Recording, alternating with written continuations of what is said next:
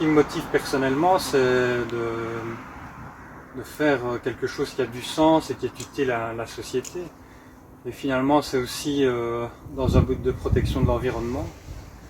Parce que produire des légumes ici sains et locaux, ça permet de ne pas les faire venir de l'étranger et de produire toute la pollution qui en découle. Et ça permet aux gens de se nourrir sainement, quoi.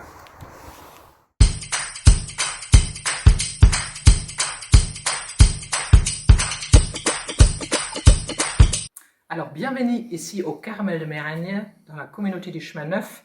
C'est dans ce lieu qui nous a été confié par le diocèse de Liège que nous avons commencé cette aventure avec les jardins du Carmel. Donc ici, vous voyez un peu le plan. Donc, l'histoire, c'est un peu l'histoire d'un homme qui est un de nos voisins qui passait en vélo toujours devant ce champ, qui était vide, où il n'y avait que les vaches.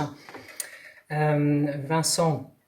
Et Vincent, un jour, a frappé à notre porte en disant, mais ce grand champ où il n'y a rien du tout, est-ce que ça pourrait pas devenir un lieu pour faire pousser des légumes, des fruits, avec la dimension permaculture, pour permettre aux gens ici locaux de se nourrir bien et peut-être aussi de mettre la main dans la terre. C'est un quartier plutôt résidentiel, donc beaucoup de gens aussi qui travaillent beaucoup avec leur tête ou dans les bureaux, et du coup ça peut leur faire du bien. Maintenant, c'est devenu une grande coopérative. Je vais tout à l'heure vous parler plus d'un week-end très spécial qu'on a eu où on a planté tous les petits arbres là que vous voyez autour. C'est 150 arbres.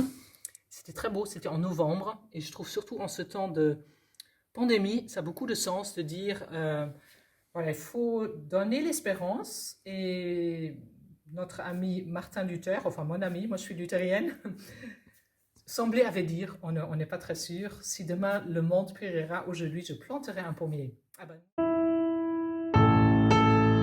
Pendant le week-end que nous avons eu la vie des hommes, la vie des arbres, nous avons planté les 150 arbres, nous avons eu une soirée de prière ensemble, et des personnes de l'équipe Vent de Terre qui ne sont pas forcément chrétiens d'ailleurs, et nous, et après nous avons fait une méditation.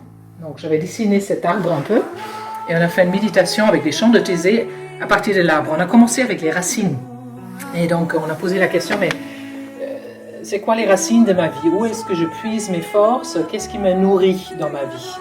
Et du coup, après, il y avait pendant les chants de Thésée la possibilité d'écrire, de dessiner des choses. Vous voyez, il y a plusieurs qui ont dessiné des choses. La deuxième partie de la méditation, c'était un peu les bourgeons, où est-ce que j'ai de l'espérance, de l'espoir, qu'est-ce que j'aimerais bien faire éclore dans ma vie.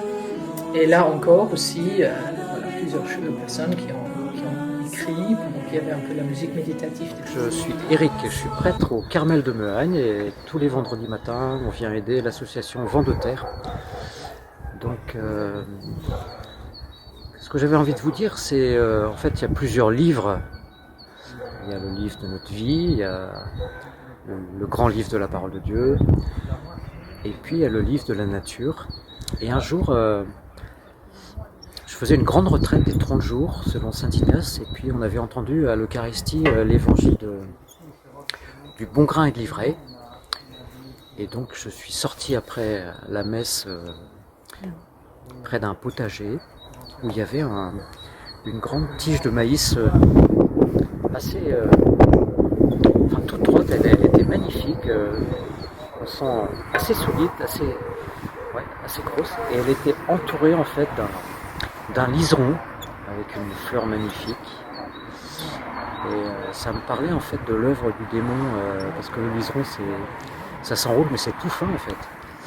Et à côté il y avait cette tige qui montait droit vers le ciel. Et voilà, ça m'a parlé de l'évangile. Donc la nature, elle a vraiment des choses à nous apprendre sur l'évangile aussi.